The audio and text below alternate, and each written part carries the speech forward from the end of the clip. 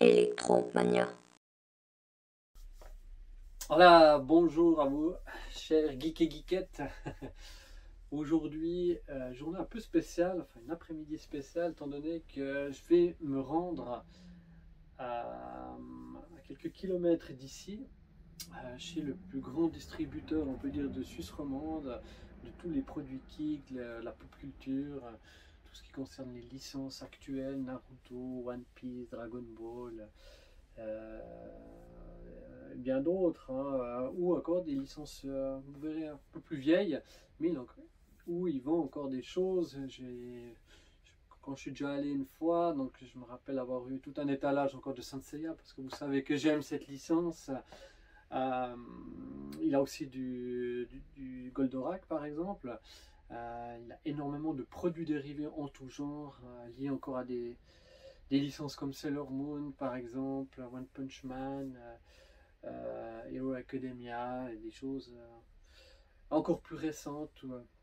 Et donc j'aimerais vous faire profiter de mon réseau, de pouvoir vous montrer un peu tout ce qu'il a, parce que vous verrez que c'est énorme ce qu'il y a à l'intérieur. Vu que comme je vous ai dit, je suis déjà allé une fois, ça vaut la peine de voir cette masse de produits, de figurines, de BD, enfin, tous les produits dérivés pratiquement qui existent et qu'on voit en Suisse. Ben, ça vient de chez Genki justement. Et là, on va aller voir son patron. Et j'ai préparé une petite interview qui devrait durer une petite dizaine de minutes pour lui demander d'où lui venait en fait cette envie d'avoir fondé cette entreprise et qu'est-ce que lui, il aime comme licence avec tous ses mangas. Il est connu, vous verrez. Certains l'ont peut-être déjà vu dans des salons, surtout en Suisse, étant donné qu'il a participé au salon comme Polymanga ou bien Japan Impact, etc. Donc je me réjouis d'aller faire le voyage maintenant. Direction Lausanne. Là j'ai préparé mes petites affaires pour qu'on puisse, que je puisse vous montrer un petit peu des rushs venant de chez lui. En tout cas, j'espère que vous allez aimer parce qu'il y a vraiment énormément de choses. En plus, c'est sur 2 étages, donc c'est voilà. J'espère que vous apprécierez les images. Voilà, moi j'y vais, je suis prêt. Donc bon visionnage et apprécié, parce que c'est vrai qu'on voit pas très souvent autant de marchandises en un endroit. C'est un entrepôt qui est quand même grand. Et vous verrez, ils sont assis sur certaines hauteurs. Donc, ouais, bref. Vous verrez sur les images, c'est plus parlant. Allez, à tout bientôt. Ou je dirais plutôt à tout de suite. J'y vais. Ciao! Bonjour à toutes et à tous. Aujourd'hui, je me trouve dans un des plus grands lieux de stockage de Suisse, je pense, au niveau de tout ce qui est figurines liées au manga, la Japanimation, etc. Chez Genki Corporation, ici, dans la porte que vous voyez derrière. D'ailleurs, je vais vous montrer. On est accueilli par un très magnifique et grand Goldorak.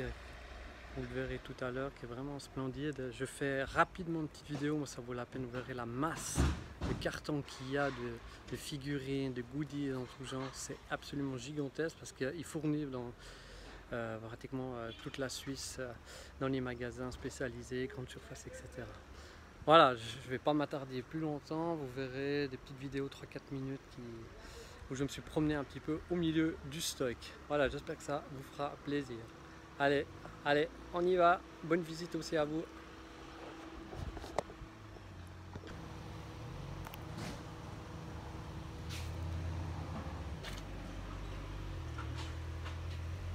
Alors Franck, tout d'abord, merci beaucoup de nous avoir permis de venir regarder ton entreprise, de venir filmer, c'est super sympa.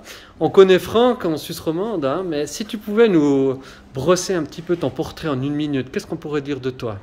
Qu'est-ce que tu aurais envie de dire Déjà, bonjour Yvan. Hello.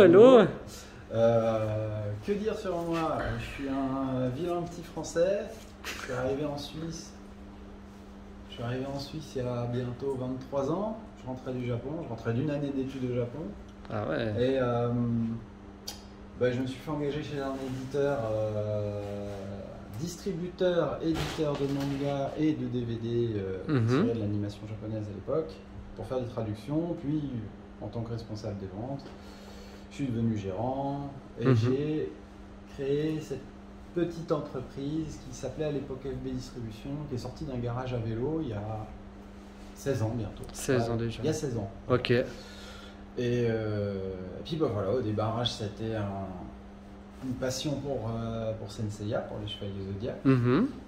C'était quasi uniquement orienté autour de ça. On vendait aussi des pluches Yoshi, on vendait quelques petits trucs. Donc ton site, c'était mythclose.ch, tu as commencé un peu avec ça, ouais. qui existe toujours. Hein. Mythclose.ch c'est même plus vieux que ça. En fait, c'est un site que j'ai lancé par passion il y a un petit peu plus de 20 ans. Ouais. Alors, c'est gentil de dire passion, les gens, ça excuse tout. Il y a aussi une volonté financière derrière ça. Alors, bien sûr. Mais à l'époque, en Suisse, il n'y avait personne qui vendait des produits Senseiya sur Internet. Et puis quasiment personne tout court, on va dire. Et je peux dire, sans chercher trop à me vanter, qu'en termes d'expertise sur les vieilles figurines japonaises, j'étais déjà pas trop mal avancé. Une année au Japon, plus des mois, des années même à fureter Internet, que ce soit en japonais. Quand tu as des super anecdotes que tu m'as déjà racontées. Voilà. Du coup, j'ai beaucoup travaillé avec la Chine, beaucoup travaillé avec le Japon, beaucoup travaillé avec même Singapour, Hong Kong, pour développer mythclose.ch et pour développer mon entreprise derrière.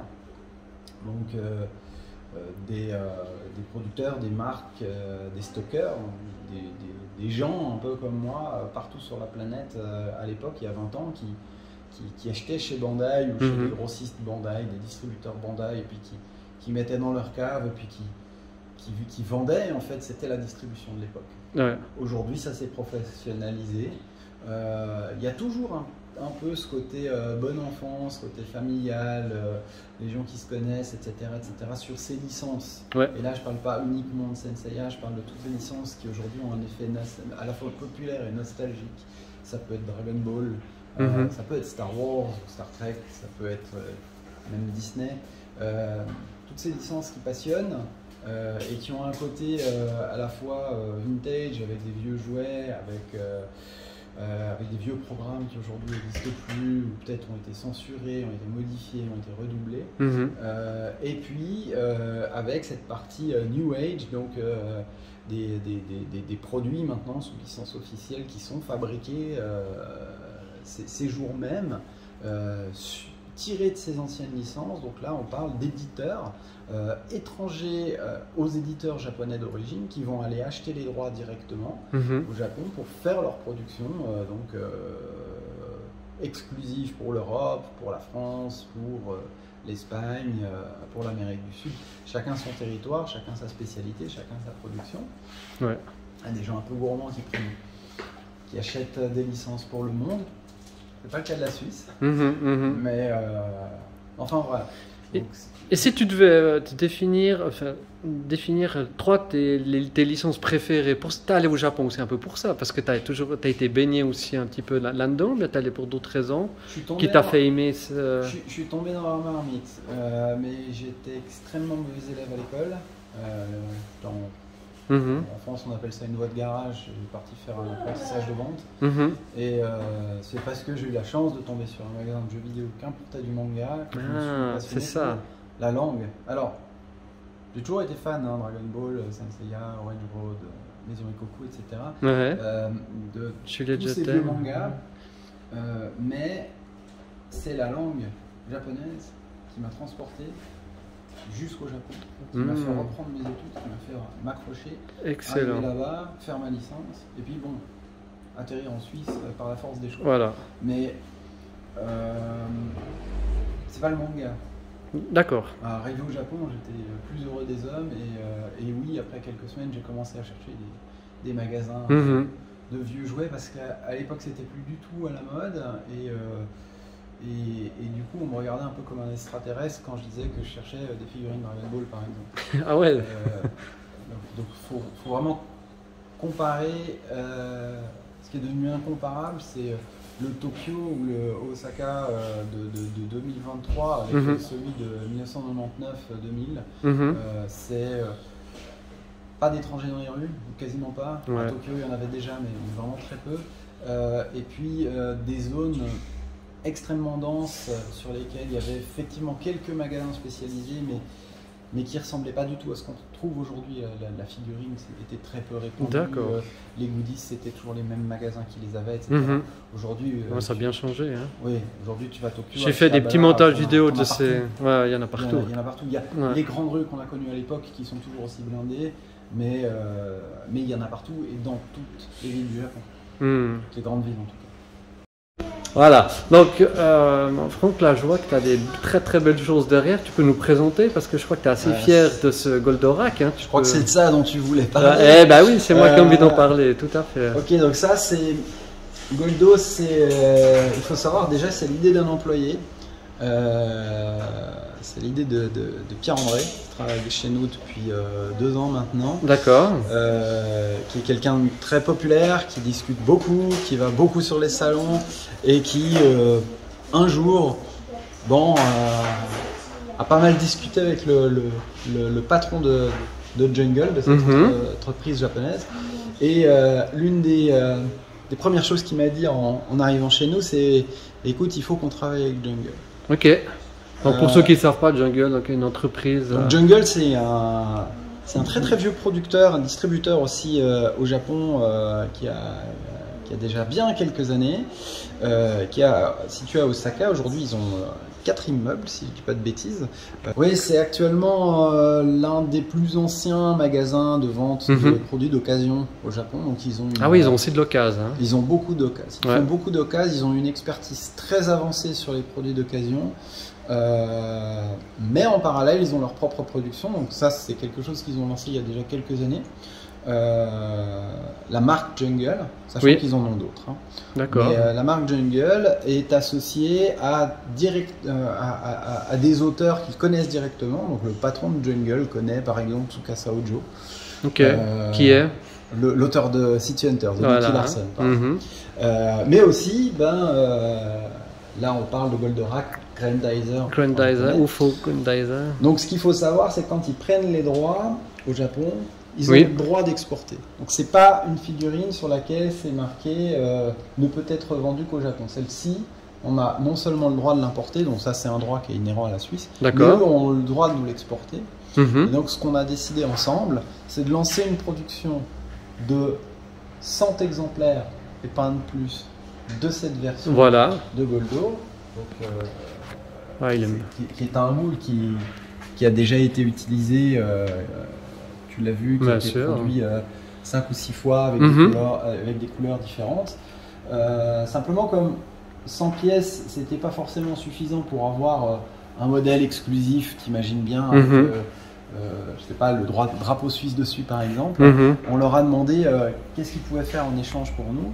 Ils nous ont fait cette boîte qui n'existe pas autrement. On ne peut pas trouver autrement. Et puis, donc une exclue suisse. Et donc ces stickers, donc il faut savoir que c'est pas seulement limité à 100 exemplaires, c'est aussi numéroté. On n'a pas triché, il y a effectivement 100 stickers, encore une fois pas un de plus. On croise les doigts pour pas avoir de défect, parce que c'est tout de suite une pièce de moins. Et surtout, cette statue, elle était déjà épuisée quand on l'a commandée depuis plusieurs années. Ça faisait plusieurs années qu'elle n'était plus nulle part en circulation. Donc, comme Jungle ne fait que des petites séries, ils veulent pas inonder le marché comme les grands fabricants européens actuels ou même japonais. C'est pas le but. Eux veulent travailler la qualité. Et là, on le voit bien. On a un modèle qui a été naturellement qui est passé par une usine, mais l'usine est à Osaka. Il y a énormément de choses qui sont faites à la main sur cette pièce, entre autres la peinture. Et quand même. Donc là, ici, il n'y a pas de Made in China. On est sur une production uniquement japonaise. Ce qui est assez rare. C'est vraiment assez J'imagine, Donc ça, c'est une fierté d'avoir quand même... Et j'adore cette boîte, elle est belle. C'est un modèle suisse, pour le coup. Voilà, au niveau de la boîte. On sait qu'on a 2-3 pièces qui se sont échappées côté France, parce qu'il y a des grands collectionneurs qui se sont servis des copains pour avoir on peut pas empêcher ça, puis on le veut pas non plus. Bon, non, pourquoi ça? L'idée par contre, c'était de limiter à la Suisse pour Oui. que les magasins suisses en profitent. Mhm. Et c'est vrai que si on s'était ouvert à la France, à l'Italie ou à d'autres pays de l'Union européenne, 100 exemplaires, ça suffisait pas. Ah, évidemment. Et nous, on n'a pas forcément les moyens en Suisse de commander, de prépayer et de stocker Voilà. une centaine d'exemplaires. Ouais, bien sûr. 100 exemplaires, 200 exemplaires, ça peut encore jouer. Mhm. Mais voilà. Ouais. Et on voulait vraiment que le collectionneur qui a sa boîte entre les mains, qui a son autocollant, Ouais. se dise ok, j'ai la numéro 94, Mhm. personne d'autre va l'avoir et il n'y en a pas 1000 derrière. Ouais. Il y en Ouais. a 100 et c'est tout. Génial. J'adore ce projet, j'adore. Bah, c'est pour ça que je suis venu en chercher une aujourd'hui ici.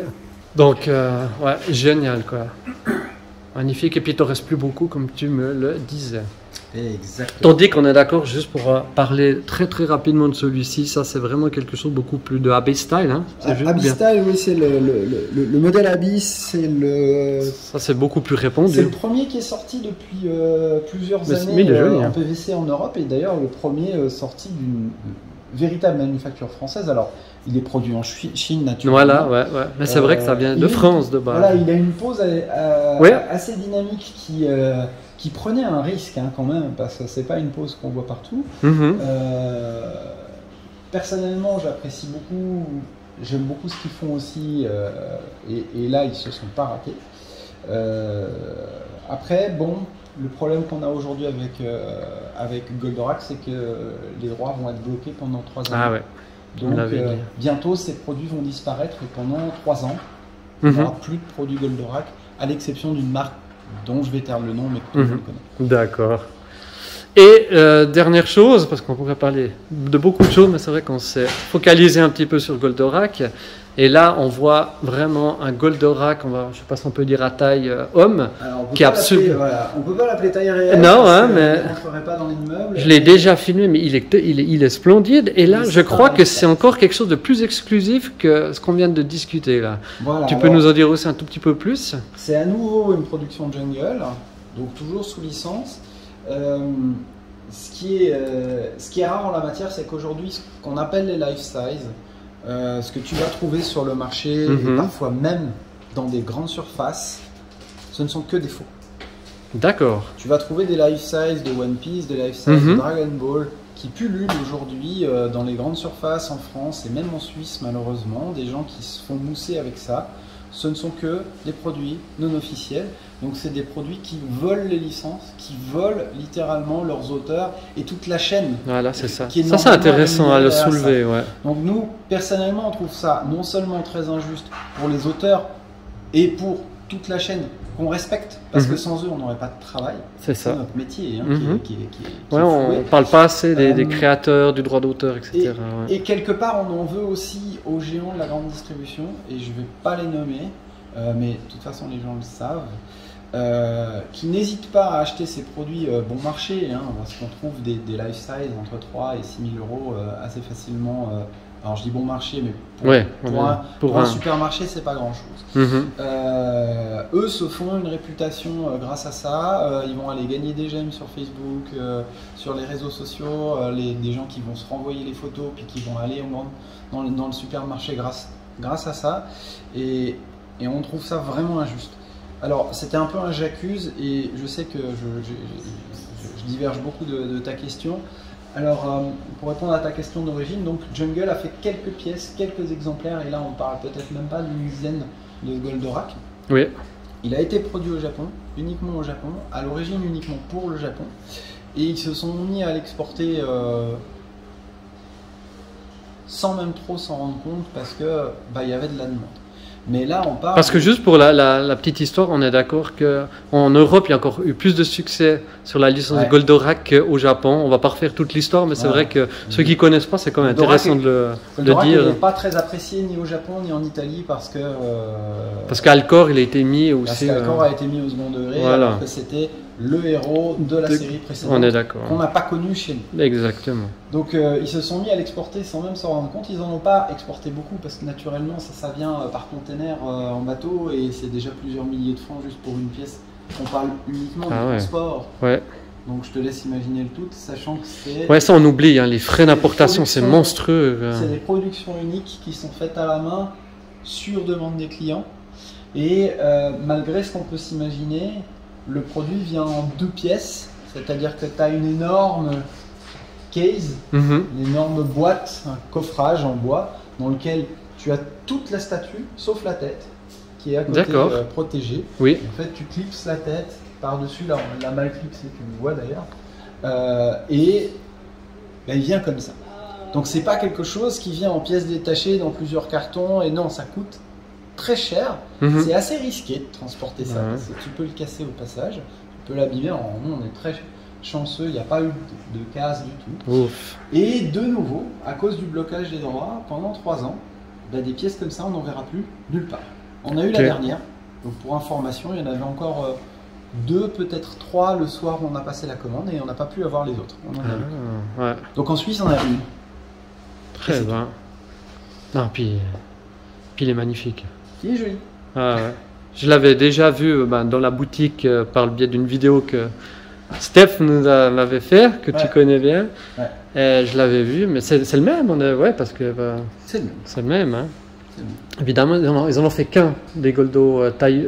Alors des tailles réelles Goldo, je te l'ai dit, ils en ont fait plusieurs. Ah ouais, il y en a quand même plusieurs. Reproduire. Voilà, ouais. Mais c'est une dépense considérable pour un petit producteur. Ah bah oui. Ils peuvent pas se permettre d'en fabriquer un ou d'en avoir 10 d'avance pour le cas où, déjà parce que ça coûte très cher en matière première, ça coûte très cher en temps de travail, ça coûte très cher en stockage.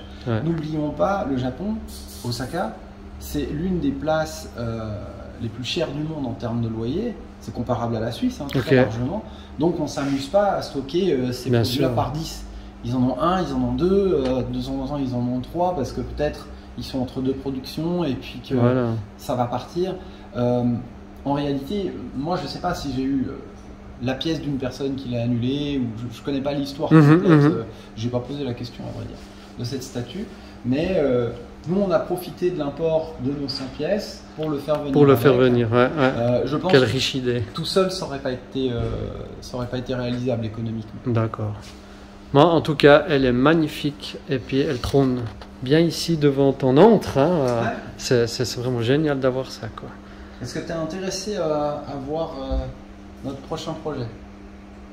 Ah bon, très rapidement, ouais, si tu veux. Je vais t'inviter à faire pause. Et puis ah bah oui, c'est parti. Alors, donc là, en l'occurrence, on les met pas encore en vente parce qu'on attend les stickers. Les stickers, on les a commandés. C'est de nouveau Jungle qui les produit. Il faut savoir que c'est une obligation en fait, on doit les faire à Jungle parce que c'est leur produit. Donc on aura de nouveau le logo Genki avec les numéros. Cette fois numéroté de 1 à 50. 1 à 50, pour chaque modèle. Avec la couleur liée au personnage. Excellent. Donc j'ai vu les visuels déjà, on est très content. Waouh, magnifique. Un super projet en tout cas. Voilà. Donc ça, les 4 size, j'étais étonné de revoir ça. C'est ce qu'on appelle un triptyque. Je sais pas si je peux te faire voir ici. Là, tu vois comment dire, les ombres des personnages qui sont tirés du générique TV. Donc c'est vraiment le générique. On va pouvoir reconstituer cette scène parce que les socles se complètent. Ah ok, ça c'est génial. On va même plus loin. Si tu prends l'héroïne toute seule, en fait elle tient pas. Ça c'est un secret. Si t'achètes pas les 3, t'es obligé de bricoler. Bien sûr, les fans ils vont acheter les 3. Mais bien sûr. La personne qui veut, elle en veut pas qu'une seule. Non. Et ça c'est assez important. On peut bien sûr la faire tenir debout toute seule, c'est faisable, mais elle est beaucoup plus stable. Elles sont beaucoup plus stables les unes les autres quand elles sont appuyées les unes sur les autres. Génial. Parce que ce socle se complète. Trop bien, merci de nous avoir montré ça en exclusivité. Hein. Et puis, donc en exclusivité entre guillemets, attention, c'est une production qui a aussi été faite pour l'Italie. Donc il y a quelques années, on l'a trouvé en Italie, c'est pas quelque chose d'exclusif. Ce qu'il est pour la Suisse, c'est les 50 exemplaires de chaque et la numérotation. Là, pour 50, le coup, c'était une série trop petite pour qu'on demande des boîtes exprès pour la Suisse. Et on avait à l'inverse peur de prendre un risque financier important, un risque de stock important si on avait fait plus que 50 exemplaires. Je comprends. Elles sont de jolies tailles, c'est super. Et toujours hein. produites au Japon de A à Z. De A à Z. Donc Comme, ça, c'est important de le noter parce totalement. qu'il y a peu de productions japonaises post-2000. Avant l'an 2000, on avait encore quelques productions japonaises. Depuis, c'est quasiment terminé. Il y a Ok. Jungle qui fait ça. Il y a Bandai qui fait ça, à noter aussi avec Gundam. Ok, avec Gundam. Voilà. Pour des questions de qualité, des questions de secret, etc. etc. Je vois. Merci Franck. Voilà, on arrive à la fin de ce petit entretien. Je te remercie Franck encore d'avoir pris du temps pour nous montrer tout ça, puis de m'avoir permis de un petit peu arpenter hein, les différents coins de ton entreprise. Il y a tellement de choses, c'est assez incroyable, tellement de masse chez Genki. Il y a un peu de trucs, hein, moins qu'on puisse dire. Qu'est-ce qu'on peut te souhaiter pour l'année 2024, là, un peu le mot de la fin? Que ce soit pas les montagnes russes que 2023, ce serait sympathique quand même. Parce que j'avoue qu'on en a vu toutes les couleurs. D'accord. C'était sympa parce que, comment dire, on a rencontré beaucoup d'obstacles et on les a bien déjoués. Ah bah ça c'est super. Si on continue de nous envoyer des obstacles comme ça va parce que maintenant on sait. Ouais. Voilà. Eh ben génial. Et puis tu crois que c'est la licence qui va, je sais pas, qui va monter ou bien qui en 2024 qui va, sera toujours la même ou t'as une idée? Si j'étais capable de te dire à l'avance que quelle licence va percer, va remonter, va sortir. Mais ces temps c'est quoi alors? Tu dirais fin de cette année 2023? C'est One Piece, c'est Naruto, c'est Stitch, étonnamment. Ah ok. Stitch. Bon, Dragon Ball est toujours très fort, mais c'est très fluctuant. Ok. Très fluctuant. On a des hauts et des bas sur des séries comme My Hero Academia, comme Jujutsu Kaisen, comme Tokyo Revengers, des séries qui sont apparues puis qui ont disparu puis qui reviendront. Et puis qui reviendront. On avait le cas avec Full Metal Alchemist il y a un peu plus de 10 ans maintenant, et puis avant ça avec Evangelion. Evangelion, ça revient. Ça revient aussi, c'est fou. Ça repart. Les licences meurent jamais vraiment parce que les générations succèdent et puis papa fait voir la série à ses enfants et puis un jour ils sont fans de Naruto, ils achètent des figurines ou de Dragon Ball ou de One Piece, tu vois. Exactement. Donc te dire que l'année prochaine il y a une série qui va en dépasser une autre, du radio, non, je suis c'est clair. incapable de te le dire honnêtement. C'est des secrets qui sont cachés jalousement chez Netflix ou sur des plateformes de ce type. Mais même ces plateformes, elles changent. Bien sûr. Peut-être l'année prochaine, ce sera plus Netflix qui sera numéro 1. Et, ouais, c'est vrai. Et ça, encore une fois, on peut pas le parier. Quoi. Ouais. Et ça, juste pour terminer quand même, on a mis, on a derrière, là, je suis en train de mettre en exergue Goldorak. Et si je dis pas de bêtises, bon, c'est 78 Récréa 2 en France, mais c'est au Japon, c'est bien avant. Alors c'est 77 en France. Ou 77, d'accord. Ouais, j'ai toujours entendu 78 à Récréa 2 en juillet, mais tu vois. Goldorak, c'était pas Récréa 2, c'était Vitamine en 77. C'était même pas avant. seulement l'année de ma naissance, c'est le mois de ma naissance. Ah ouais, de bleu, carrément. C'était pendant les grandes vacances 77. Ok. Alors moi, ce que j'ai connu de Goldorak, c'était déjà une rediffusion.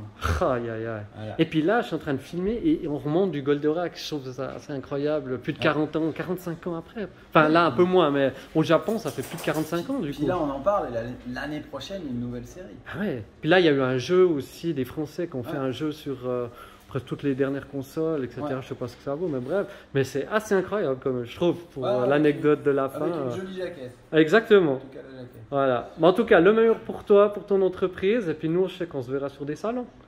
Je pense bien. On essayera. En tout cas, à bientôt. Merci Franck. Merci Yvan.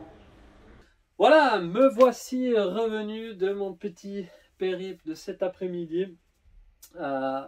Que je vous ai dit vers Lausanne. Je voulais faire des vidéos plutôt dehors, mais j'ai pas eu le temps. J'ai été directement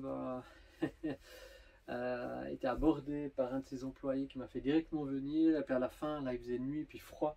Je voulais pas faire une vidéo devant chez lui et ça n'aurait pas donné très bien. Donc j'ai acheté quelque chose, quelques articles qui se trouvent là. Je vais vous les montrer justement. Ce sera ma vidéo de conclusion sur cette visite de chez Genki. Donc je remercie encore Franck de nous avoir accordé son temps pour nous présenter déjà son entreprise, sa vision des choses et également ses produits de la licence de Go Nagai, de Goldorak, parce que vous savez que je fais plutôt du vintage.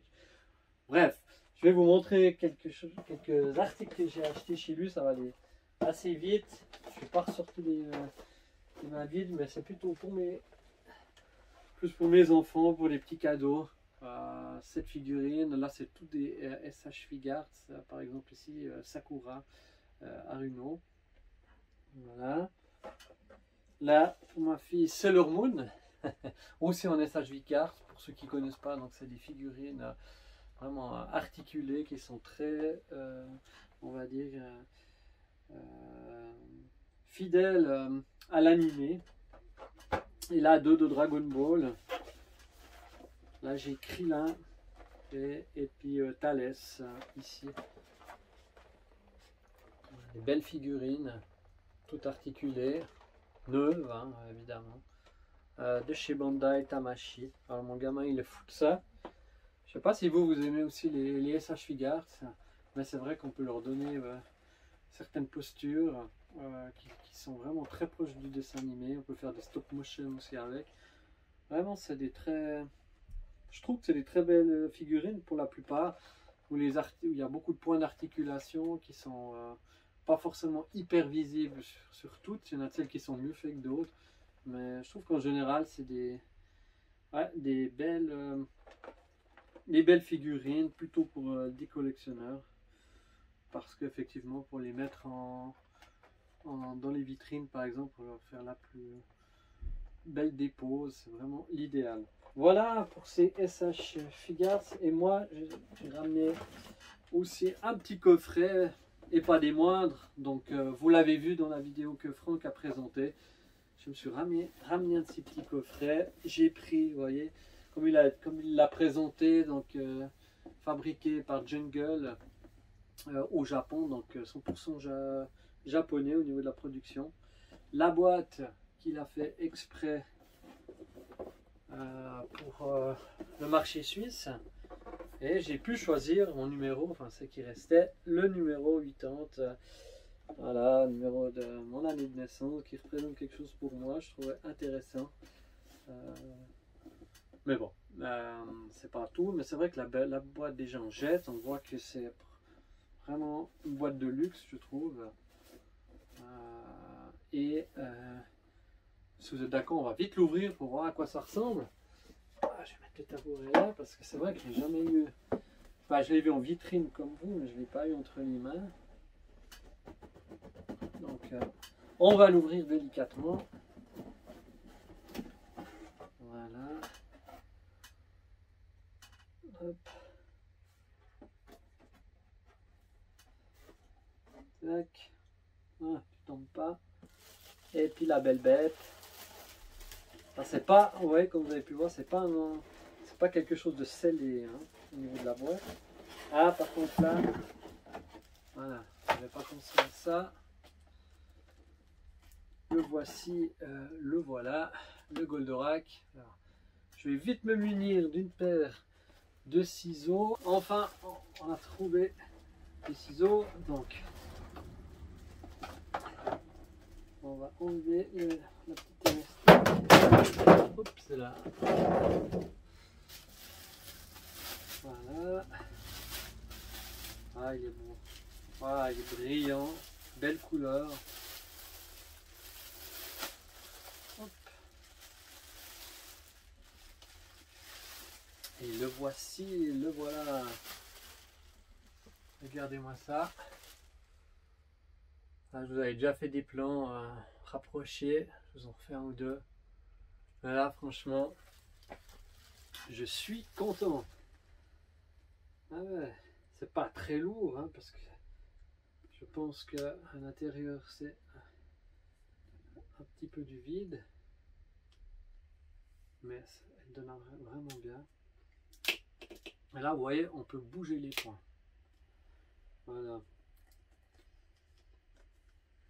Voilà. Je crois que là, on peut bouger un petit peu aussi la tête, là. On peut pivoter de haut en bas. Mais sinon, voilà, c'est pas fait pour pouvoir prendre des pauses comme on veut. tout cas, je vais pas trop essayer de la bouger.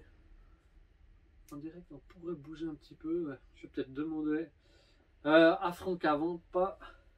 C'est quand même un certain prix, hein, ce genre de figurine, vous en doutez bien. Donc, je vais pas faire de bêtises. Donc voilà. En tout cas, moi je suis très content. Cette visite, je l'avais réservée, donc c'est pour ça que j'ai été aussi donc à Lausanne le chercher. C'était mon petit cadeau d'avant Noël. Donc je trouve vraiment qu'elle est belle. Je vous ferai encore quelques autres plans avec un autre fond. Mais je pense que les fans de Goldorak ou de UFO Grendizer seront assez ravis. Je pense qu'on a déjà plusieurs qui possèdent une figurine assez identique. Mais je la trouve vraiment la pose. Et vous avez vu en grandeur, taille humaine, comme elle est splendide, quoi. En tout cas, moi, j'adore. Je sais pas ce que vous en pensez. Je sais pas si vous aimez aussi le packaging, mais je trouve aussi qu'il attire l'œil et puis qu'il est, comme disent maintenant les jeunes, c'est stylé. Et ça fait vraiment une boîte comme un DX d'excellence. C'est vraiment, je trouve, assez haut de gamme cette production puis tout fait au Japon et de Jungle. Et puis ensuite, de nouveau, 100 exemplaires. Donc franchement, je suis très content d'en avoir un. Voilà, c'était ma petite virée donc à Lausanne chez Genki, qu'on remercie encore au passage, et notamment les employés, surtout Franck qui nous a accordé de son temps pour répondre à nos questions. Donc c'était vraiment une belle après-midi. Voilà, je vais en finir là et moi je vous dis, n'oubliez pas de suivre la chaîne. J'ai pas mal d'autres choses qui vont arriver, je dois encore aller faire des vidéos d'autres collectionneurs, donc j'espère que ça va vous motiver à mettre un petit like et puis à nous suivre sur la chaîne Univers Vintage. Voilà, sur ce, je vous dis à très bientôt. Allez, Goldorak, go! Yeah!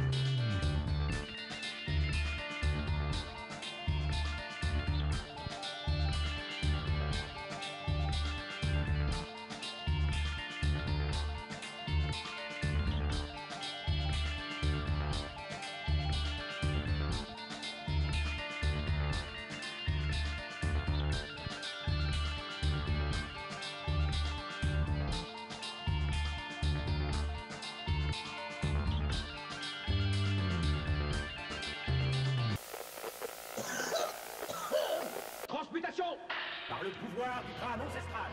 Métamorphose. Je détiens la force toute puissante. Goldorak paré.